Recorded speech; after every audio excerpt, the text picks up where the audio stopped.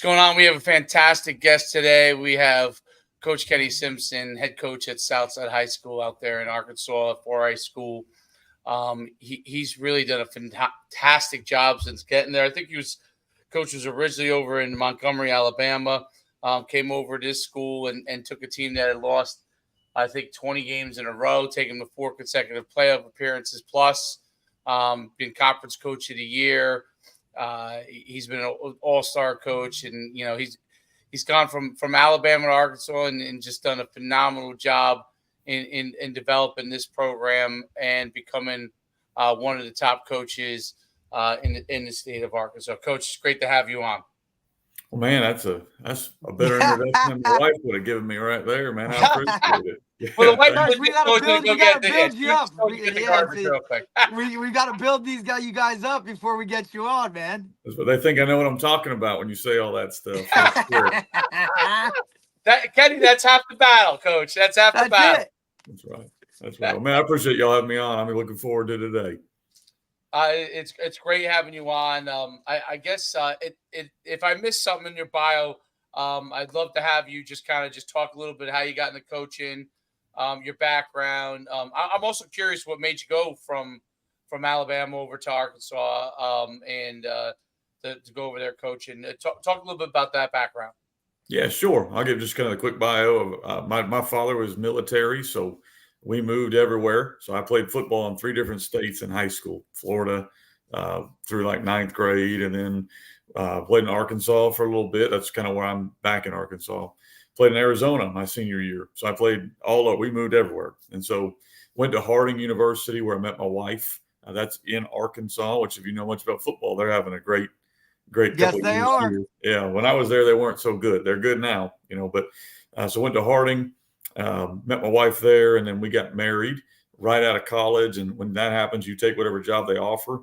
Yes, you do. Alabama came calling, went to Huntsville for a couple of years as an assistant, was part of watched a rebuild. Coach did a great job kind of rebuilding a culture there in Madison Academy. They've won several state titles now. Of course, when I was there, they were not good and were getting good. Then at 25, got offered a DC job. So, when that happens, you just kind of take it. So we moved to Montgomery. We're there for several years. I became a head coach during that time and was able to have some success. We wanted to get to Arkansas area. My wife's family's in Texas, so not real far away. We're from Harding, went there. So we kind of wanted to get back this direction the whole time. When you move states, usually the jobs you take are not great jobs, and so we took a job as on a 27-game losing streak, and it didn't happen overnight, but you kind of we're able to allude to a few things. We've been able to get it going the right direction. So that took a while. I got humbled for a long time while we were trying to build it back up. But we were able to build it back up. And COVID hit. During COVID, I started producing coaching materials, books, and social media and all that kind of stuff. And I can't sit still. So I couldn't just sit at my house and do nothing. So that kind of opened some doors for me to produce a lot of coaching materials, and that's been really, really rewarding. So during the off season, during football, I work with football coaches across the country, whether that's offensive stuff. We have an offensive system we run, and a lot of coaches are running that now in all 50 states, all across the world. It's been really cool. And then I also work with defensive coaches and other coaches. So a lot has changed. My wife's been able to run the business from home. So that kind of was the goal. Let my wife be able to stay home and be with our kids and raise them. And then she's now probably more busy than I am during season because she's having to, ship books and handle all the stuff that I don't know how to do. So been really, really blessed in that world.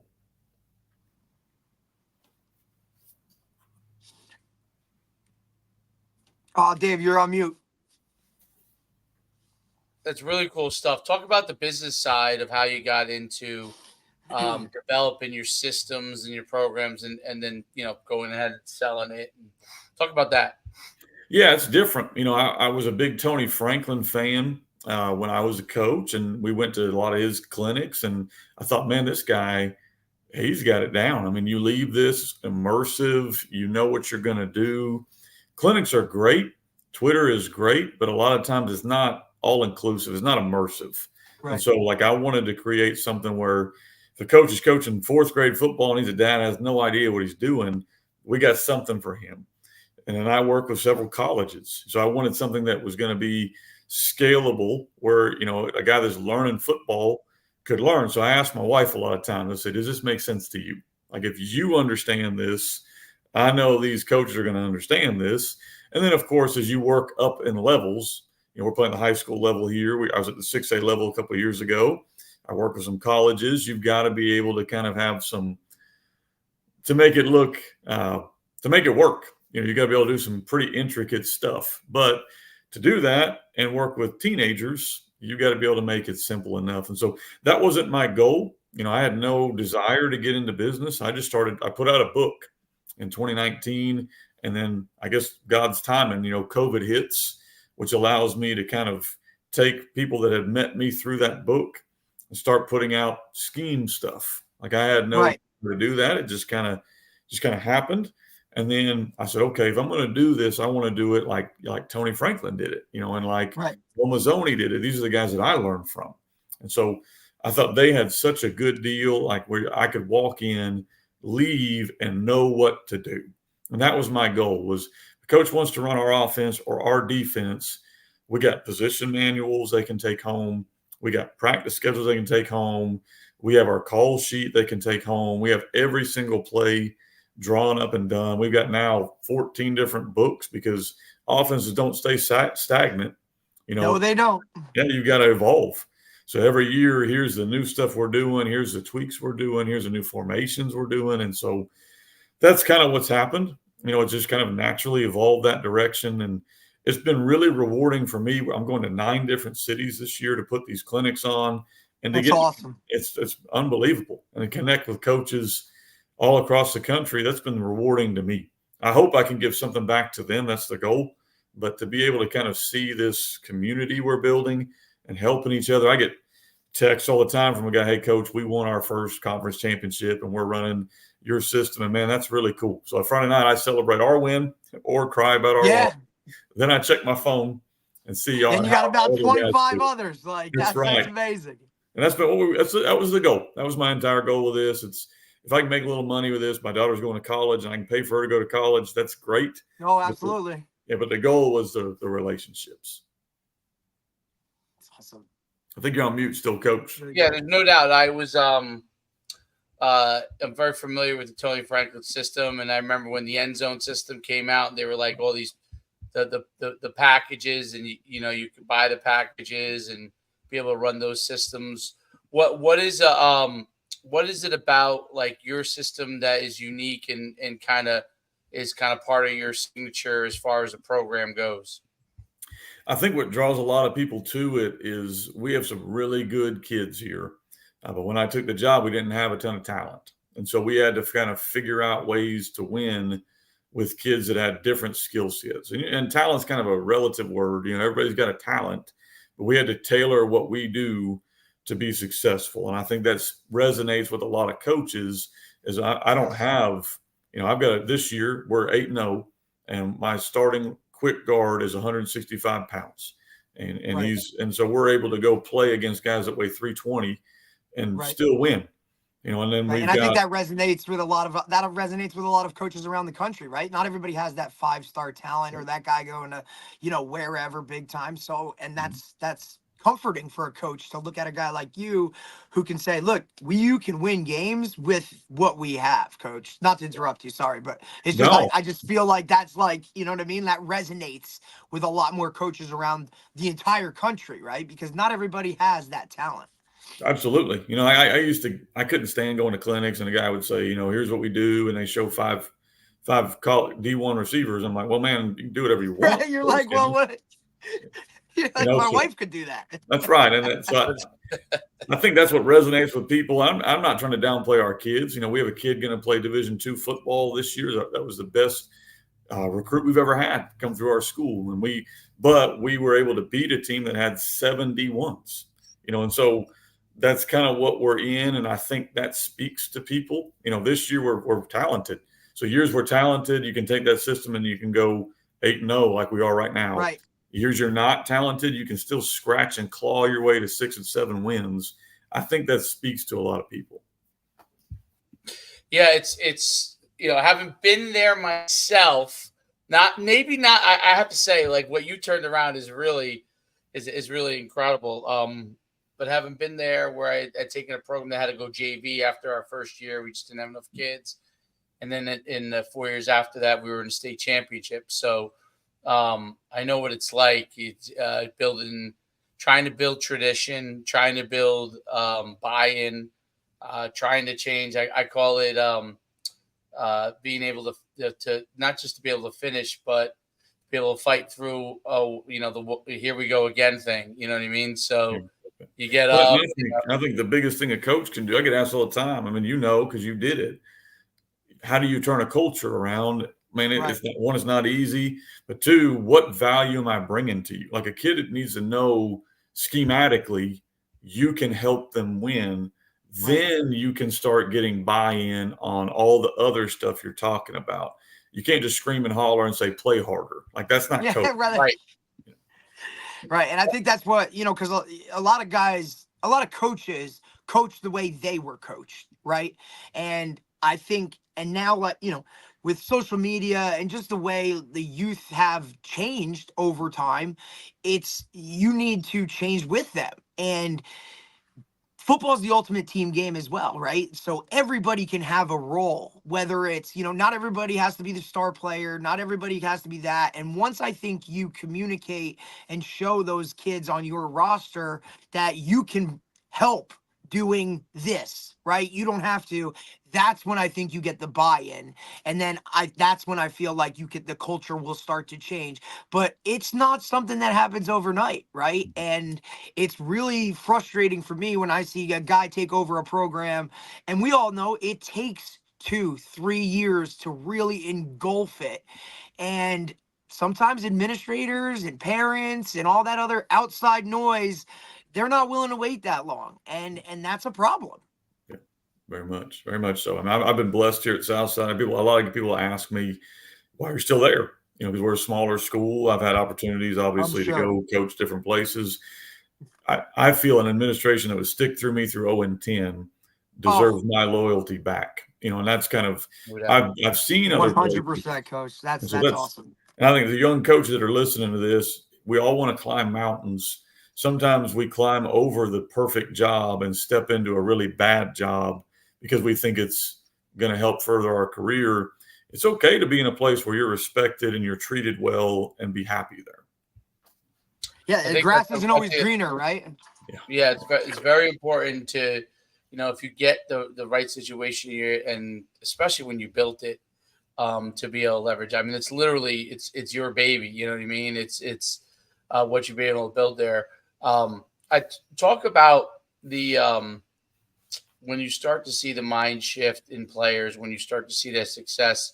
I think it's one of the most interesting things to see, because most coaches either go into a program that's decent and they build it up, but it wasn't like, at the bottom, or they're in a program and they're coaching and they never quite get there, or they're at a great program, right? And they just kind of carry on the success, which is nice. There's no doubt I've been in those programs, which is nice, but it's kind of a different feeling. Talk about what that's like. It's almost like, I liken it to like the kids literally a light bulb going on over their head. You know what I mean? And it's like, oh, wow, this is how it's done. Talk about what you've seen. Yeah, I can give just a personal story and then a couple quotes that kind of helped us. Like, I think probably the third or fourth year I was here, we'd finally kind of started getting better. And we were going to end up missing the playoffs by one game. And I had proof that some other team in our conference had played an eligible kid. And so I went to our superintendent and said, hey, here's what I know. Here's what we need to do. And his answer has resonated with me to today. He said, Coach, we don't want to make the playoffs that way. Like, that's not what we do. Don't say a word about that. We want to earn it. When you get to the playoffs, we want to have earned it. And I kind of went, I didn't want that answer. I wanted to make it then. Does that make, like, I wanted to make it then. So then, to me, the quote, I think it's Dawn Staley said it to her girls, is life doesn't get easy. Like, it doesn't get easier. It never gets easier. You just adjust to the hard. And I think when your kids and your coaches start learning it's going to be hard, and we want it to be hard because that makes us better, that's to me when the light will start to kind of go off. When you don't want it given to you, you want to go earn it. We used to play teams, and if their best player was out, our kids would kind of celebrate that. Like, man, their best guy's out. We got a chance to win. And I would be like, now I want to play them at full strength. Right. Like, I want to play them at their best and beat them at their best because I want to prove who we are. And I think when our kids have started to buy into that, it was about year 4 or so for us till we really started buying into that mindset. That's when we started to see success. We're not perfect in that world, and human beings are naturally lazy. We want the shortest trip. That's natural. So getting people to buy into we're not going to be natural. We want hard. We're going to embrace hard. And I think that's when the light bulb for us started to go off. Yeah, that is an interesting thing as far as I remember what it's like to think you're going to get there and then you just don't get there and you're like, oh, I thought we were here, but we're just missing. And it's a lot of 2 steps forward, 1 step back, right? And then when you roll, even when you roll, I remember thinking, oh, you know what, we're playing great. But it's funny because you're like, I'm still missing this though. Like, when you've been on a great team that wins it, when all the pieces line up that you're good. Unless another team is as good as you are and beats you, you're probably going to have a great chance to win it. And then because I've been coached on a couple of those teams, but then when you're building a program, and then you're like, we're rolling, like we're winning some games that we probably shouldn't have won and stuff. But you realize, wow, I think we're still missing like 1 or 2 pieces. But they get that mindset that it doesn't matter. Like they're winning these games, and now it's going to take a team that really is a championship team to beat. And sometimes they do because of that. But now they're playing at a different, like they don't even realize that they're missing something. Like they're missing this or they're missing that. They don't even realize it because they just start to believe. And I think the excitement that comes with going from being down and out to becoming a really good program is something that a lot of players do not get to experience in their lifetime as an athlete, So it's really, really a cool thing. One of the stories, I'm sure, I'm curious if you have any stories like this. One of the stories I would share, when I first took over this program, their freshman team was 0-8. The freshman team was 0-8, did not win a game.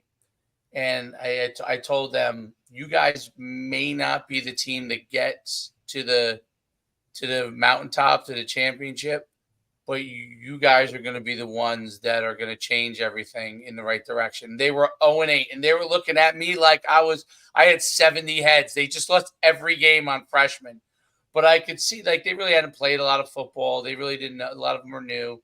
But I could see that there was an opportunity that they were going to have a chance.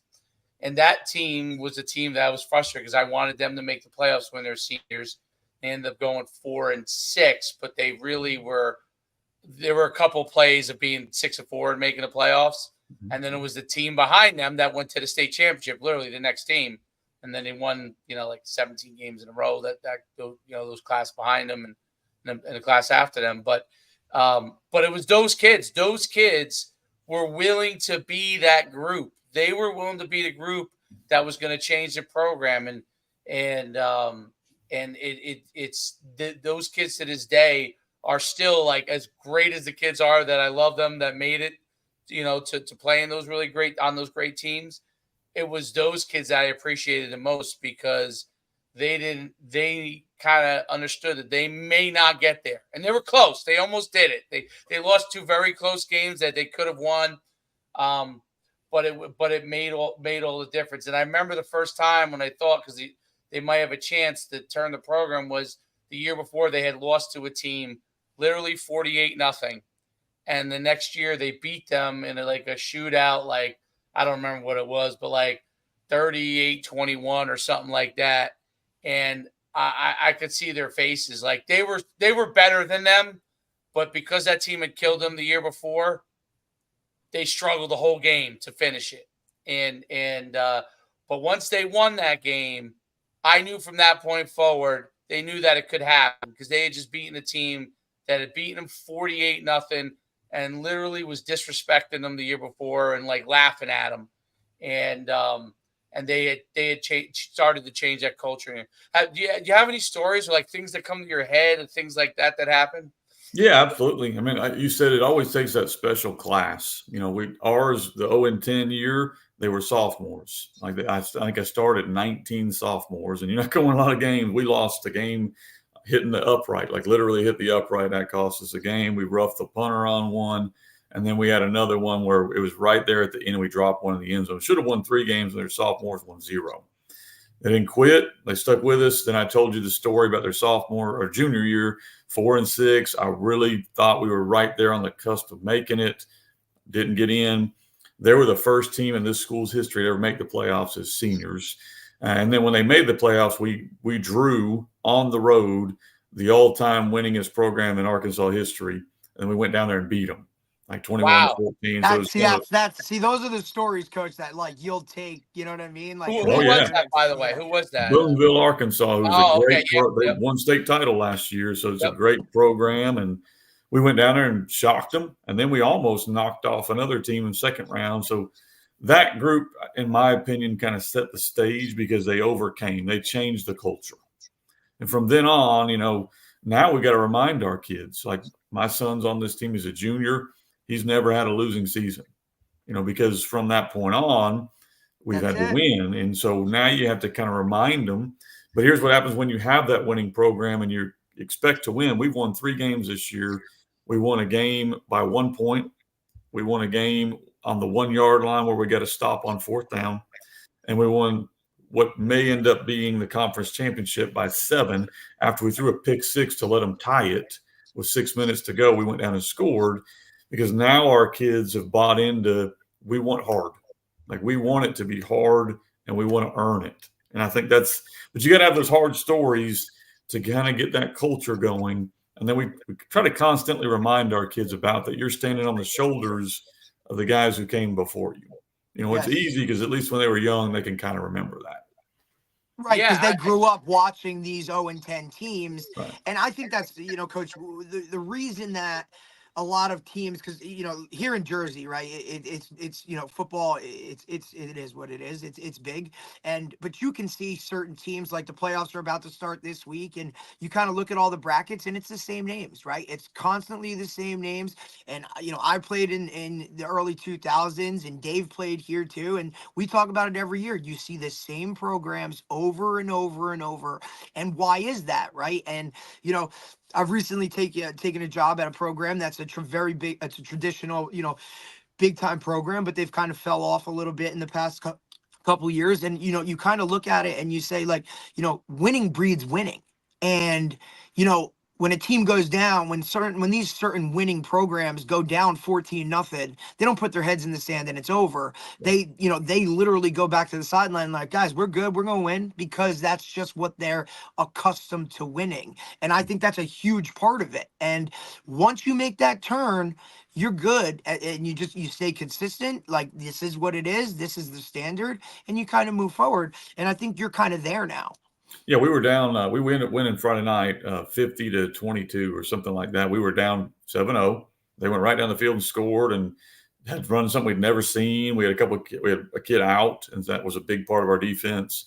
We went down and scored. They went down and scored again, and I went, "Whoa! Well, I guess we're in one of those type of games." But once we kind of scored, stopped them, and scored, you could see the difference. Our kids just kind of kept going and kept going and kept going, and then when it's high school football, when the momentum swings your way, you got to capitalize. And we were able to go 100% from down 14-7 to all of a sudden up 42-14. So it's when you go forward, and you talked a little bit about how you were built. Now that you have the culture built, sometimes you have to remind the guys, right? And is that something that, like, how do you continue to work them so they don't take it for granted? Because one of the things I always worry about in a place that hadn't had success, right? Like you take that X factor of what you were able to do out, and a lot of times they end up going back. And Derek brought up a great point about you see a lot of the same programs that traditionally have been good. There's a lot of factors for that usually, um, uh, but it's also one of those things that sometimes a person like yourself obviously is the catalyst and really is the key to the whole entire thing. The coach in your case obviously is really the key to building it. But it is one of those things where it could go back, right? A lot of times the town hasn't changed and all those kind of things. It's you change the culture, right? So how do you continue to instill to them the importance that we have to keep hunting, we have to keep striving to be the best, and we can't rest on that. How do you do that kind of stuff? I think that's harder, in my opinion. It's harder to go from middle to good to really good than it is to go from bad to middle. Like Of course. bad to middle is kind of easy. So we try to talk to our kids a lot of times about the enemy of great is not bad. The enemy No, of great is good. it's And that's kind of mediocre. what that's your question there. So to me, we talk a lot about that. And we've tried to, even when we weren't good, we tried to focus on, are we playing to the best of our ability, and take the scoreboard out of it. Because when you're not good, you might play as good as you can play and lose by 14. And I know there's coaches that say there aren't moral victories. I think they're wrong. Like, I think that you might have played the best you could possibly play, and you need to praise those kids when that happens. Please. And I Coach, you're also think, 100% right. And and I, that's a and lot of coaches will just, won't look at it like that. And it's really hard because these kids have made such strides. right. And I think they needed to be rewarded for that. Football's hard, right? Like it's hard. You're practicing more than you're playing. You're out there doing stuff like that nobody else does. You could be really good and then somebody else doesn't do something right. And then it causes this. But those guys need to be praised. Even those little victories when you're trying to keep moving up, those are the things that get the more buy-in, right? And then it Yeah. all kind of trickles together. So And I'm then glad you said that, you Coach. got to It's a flip great it too, point. though. That's the hard part, is you got to flip it now too. Is we won 50 to 22 last week, and I called our O line in, and we had a not very nice meeting. Like, so, it has to flip also to where, even though we won, we did Right. not play at the level we expect to play. Absolutely. So, but you got to be consistent in that. Like, it can't be we Yep. won and we ignore mistakes, or we lost and we magnify Oh, mistakes. absolutely not. You still got to hold that standard to where you're trying to go. So even though this was like a good, like we're getting there, this isn't what we're expecting. The Right. expectation is still here, right? Right. And I think that open communication is big, right? The kids need to be communicated to. Yeah, and it can be positive. Like, as a guys, it's not the end of the world. I'm excited. Like, we won 50 to 22. The week before, we won a huge game in our conference, and I don't think we're playing as good as we can play. Like to Right. me, that's not a Yep. negative thing. That's a positive thing. Like, Absolutely. if we'll take it that way, it's a positive thing. If we're going to settle for what we are, then that's not good. And I think that's the biggest thing.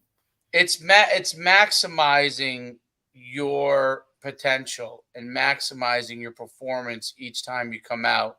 And are you doing the very best that you can each time with what you have? And you're right. It's easy to win a game and go and say, hey, we won this game, you know. And I said, like, hey, sometimes the team, you could be playing an inferior opponent and you were winning the game because you're better. That doesn't mean that you played a great game. Like, you have to be able to and recognize as a player, recognize in yourself and helping them recognize themselves, like, what is your potential? Where should your potential be? Everybody has different levels, but where is yours? And are you giving that to us every single night? And you're right. Listen, I see it all the time with kids and parents, especially. Well, we won. It's like, yes, we did, and they should be able to enjoy that win. Mhm. But we're trying to get to here, and if it's just about winning, then eventually you're going to face somebody that's better than you, and you won't be able to overcome that. You won't be able to play at your maximal level, or even go, have an outstanding performance above what you're normally doing. You're just gonna You're just striving to win. And that scoreboard is the enemy to me. So the Right. scoreboard is the enemy because I see I coach my son's team, which is 9 years old, and we get the now, and they have a lot of talent.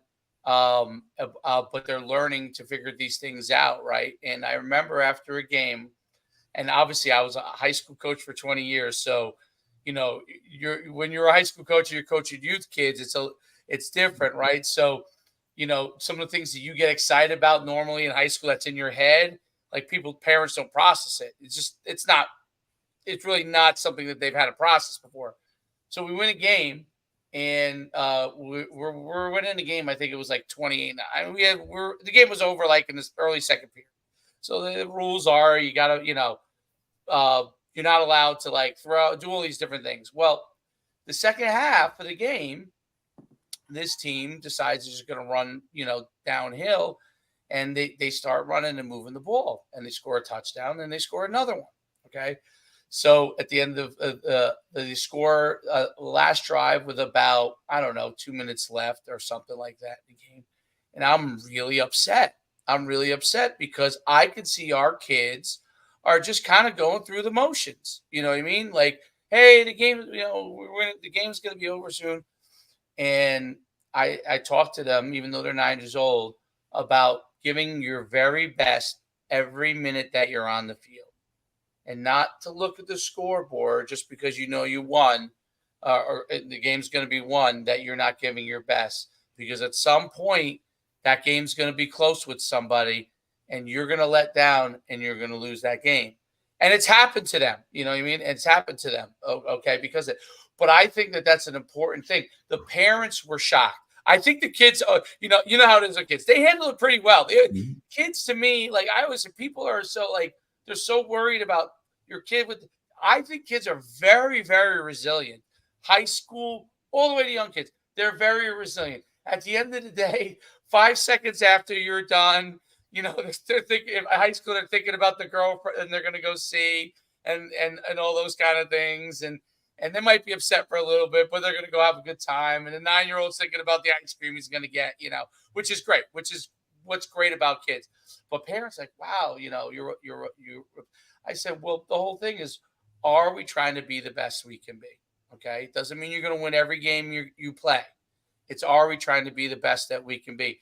And if you want to be a good football player and you want to be a good competitor and you want to be a good teammate, you owe that to yourself and your team to be able to do that, whether you're 9 years old or 29 years old.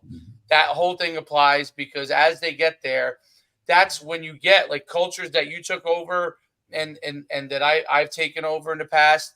That's how those cultures become bad. You start like I've seen, youth coaches that the only thing they were worried about is just winning the exact game and not whether they got the best out of the kids, right? Well, that begins to be a culture that sets them up for failure when they get older, right?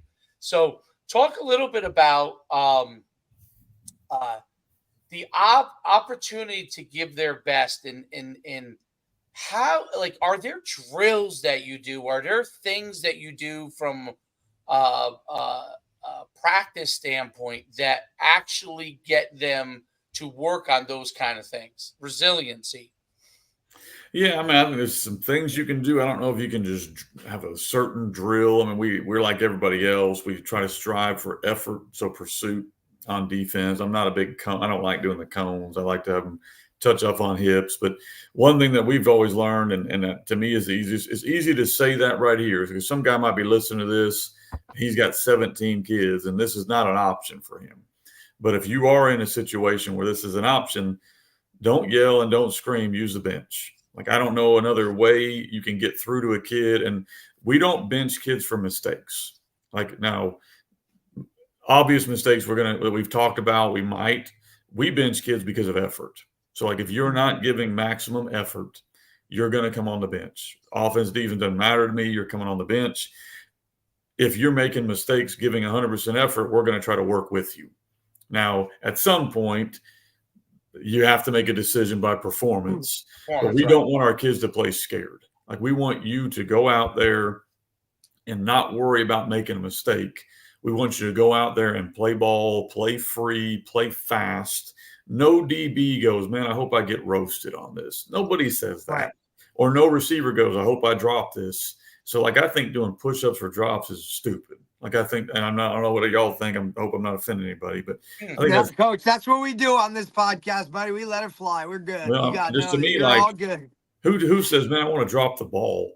We don't want to make that kid more nervous. We just want to It's like the increase coach his that yells when the guy drops it, right? Catch the ball. Like, you think that kid doesn't realize that correct. Or, you hey, think he wanted to drop that? and then we don't want to preach to our kids about, like, don't get burnt. I don't want to preach negatives. We want to Right. preach, make him throw the hard ball. Like, we want to teach him, hey, stay in his hip, be aggressive. I think too many times coaches want to harp on negatives, and now you got kids. You mentioned it, Coach. Kids are resilient. They want to play hard. Kids want to play hard. You have to show them the standard, which is film. Then you have to use the bench at times. The kids want to play hard, and they want other guys to play hard. And to me, there are drills I'm sure you can do, but we film our practice, so we're doing team. There's expectations there. Yes. I've been a big Feed the Cats guy, so Tony Holler has been a guy that I've really All right. We've had him on, Coach. We've had him on. good deal. It's like, I love his stuff, and so we tell our kids, like, if we're doing a rep, it's full speed, but we're not going to just wear you out at practice. Because I think sometimes we want the impossible from kids. Like, we want you to go full speed every rep and give you 90 reps in practice on Monday, Tuesday, Wednesday, and the kid is done. Like, you have worn that kid out.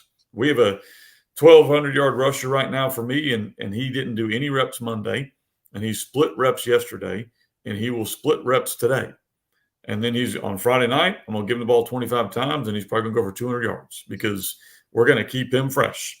And then we have the same with other guys on our team where we're not going to ask you to do 1,000 reps. I've got a kid who he does all of our jet motion stuff. Well, in practice, he might run 10 a week. That's it. In the game, he might run 15 in the game because we don't want to wear this kid out. So I think a lot of the buy-in you get from kids is we're going to be smart with what we ask, but when we ask it, it freaking better be full speed. And if it's not, then we have a problem. It's a great point. One of the things that I have seen a lot of basketball coaches do that I started doing, which I like, and in my last couple of years of coaching, I started doing it, but I do it with young kids too, is if you can't take them out for a play, which I prefer to do, take them out for a play, and just like basketball, you substitute them, you talk to him, explain to him what he did real quick, what he needs to fix, and you put him right back out there. So I tell them right away, I'm not taking you out because I don't like what you're doing. I'm taking you out just to correct something. You can go back in next play. And, or with a quarterback, because he may not be able to, like we run no huddle or anything like that, so he may not, obviously I say, hey, just come to the numbers. Let me talk to you real quick, explain it. Go now, here's the play, go back in, So I think that's a great example we talk about where like using the bench and using the opportunity to literally sometimes, honestly, I notice with kids is they almost just need to clear their mind real quickly, right? Get that correction in there, and everything moves so fast. Sometimes for some kids, right? Something bad happens, it automatically moves really fast. When they're going good, they're fine, and then you can kind of just recalibrate them almost and bring them right back. Yeah, I think if they trust you, like I mentioned, our young quarterback sophomore are going to be a stud for us. He's gotten better every game. Threw a pick six in the fourth quarter of what could be a conference championship game to tie the game. You know what our next play call was? A pass. Yep. Because he has to trust that I trust him. Absolutely. And I think that's key for kids is, yeah, you made a mistake, and really it might have been my play call that was the mistake. Like, it very much could have been my fault. So we're going to give you another chance to make a play. And we do that with all our kids. We'll pull you out if you make a mistake and correction, put you back in like you mentioned, but you're probably not coming out and sitting by me unless it's an effort deal. If it's an effort deal, you ain't going back in. No. Yeah, and that's an important thing for the team to understand too. Effort is, because they hear it so much, but they don't really always process what exactly that means. It's the same thing as like the word like accountability. Like everyone's like accountability. What's accountability? Like it's coming in and being consistent and doing what you're supposed to do every single time, and being able to when you make a mistake, being able to be accountable and say, hey, I'm going to fix this. But effort's the same kind of thing. It's like you preach effort all the time, and being able to point out to them, hey, this is what effort looks like. This from you. This is what you look like when you're not giving effort, right? Because obviously, if you compare with somebody else, it may not be always applicable. But this is what you look like when you're giving great effort, and this is what you look like in film when you're not giving the effort you're supposed to. Mm-hmm. So, what standard are we holding to? I think that's a really, really great point. Effort is so key because it then brings out performance. If you're always giving effort and you're always doing the best you can, if you have the ability and you've done the things skill wise to be able to make yourself better, then it's going to click. And then that's the thing that they have to do. And I think your point about trust is important. What do you do with your kids to really develop that bond and trust with them? Well, I think we mentioned a little bit of it earlier. When we were losing or when we lose a game, like we're not judging it on the scoreboard. We're judging it on the same standard. And I think if they know that this is the standard and this is what we judge it on, then, coach is going to be upfront with me. And we try to speak the truth here. We try to speak the truth to all of them, but we're not trying to condemn a kid or belittle a kid, but we're trying to grow them. And I think they have to understand that, like, coach is in this for me more than just as a player. Like, how does this translate to when the pads are hung up? And so we do a word of the week. I've actually written a couple of team themed books that we use here, which basically, like, the word of the week this week is tenacity. And so we have a young coach that will talk about tenacity, how that relates to football, and then how does that also relate to after football, like when football's done or off of the field. I think that kind of stuff matters to kids. You can't just be a great person. You got to know how to coach. But if you can coach, then you get the opportunity to now talk about other things that the kids need to do. And I think that's where you start to build trust. And we do a lot of off the field fun activities, like I'm sure every other coach does, and we feed them and we do, so I think it's all part of it. If there's a magic pill I could just give a coach, I would wish I could. But the reality is it's constantly working on relationships. It's constantly working on trust with your kids. It's constantly working on becoming better and holding myself accountable. We came in, mentioned the pick our kid threw.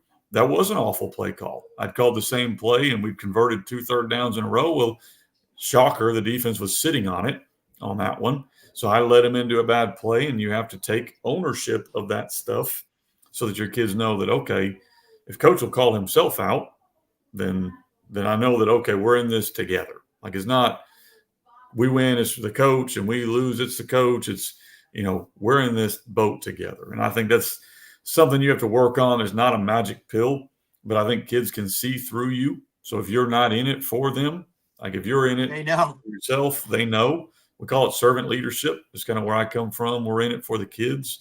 So every question I ask before we do something is this good for our kids? Then I ask, is this good for my assistant coaches? And the last question I might ask, is this good for me? But they all have to come first. And I think if they know that, you're going to have a better chance to get by. It's not a guarantee, but you got a better chance. No doubt about it. I have one more question. It's about recruiting. Okay. Yes. I know you got to go, Coach, so we'll make it quick. Yeah, make it quick. I know you got to go. You have to go. That's right. I see what time it is. Has recruiting changed significantly for you, and what are some of the things you're doing now to handle recruiting? Yeah, man, recruiting is a thing. It's very tough. COVID hit, and it kind of social media hit first about 10 years ago, and that changed the game. And then COVID hit, and that changed the game. And it's so much more now for these kids about all the camps they have to go to and all the relationships they have to build. And it's tougher to get recruited. I've got kids that I think are D1 type kids that are now going to play D2, or they were D2 and now they're having to play a lower level to try to get their foot in the door. But man, it's a constant, like for me, every week I'm texting college coaches about our kids. Like I'm constantly trying to help our kids. And sometimes I get very frustrated because it doesn't help.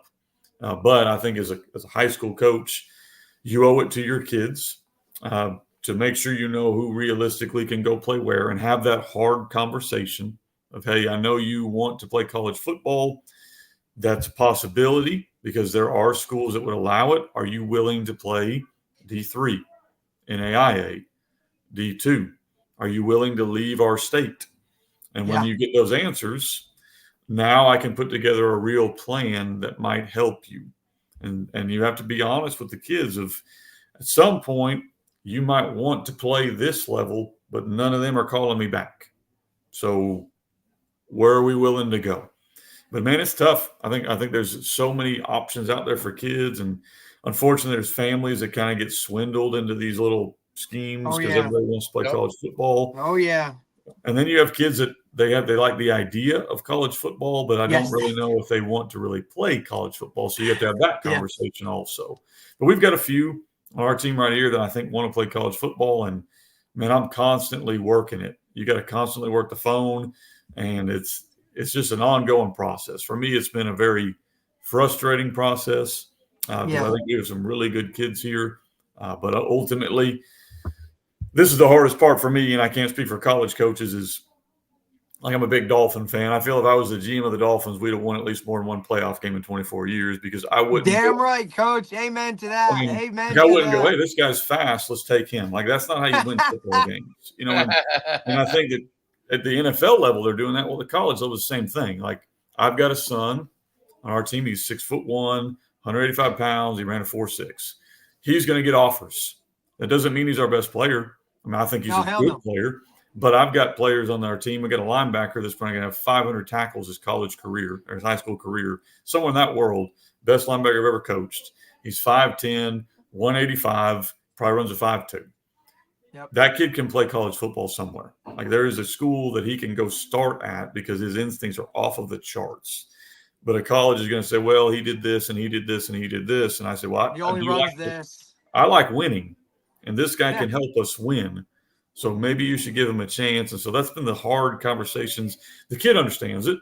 The parents understand it. I don't understand it because I'm watching the film saying he might be the best linebacker in the state. And then I've got a young running back who's in the same boat, but he's 5'8". Who cares? Who cares?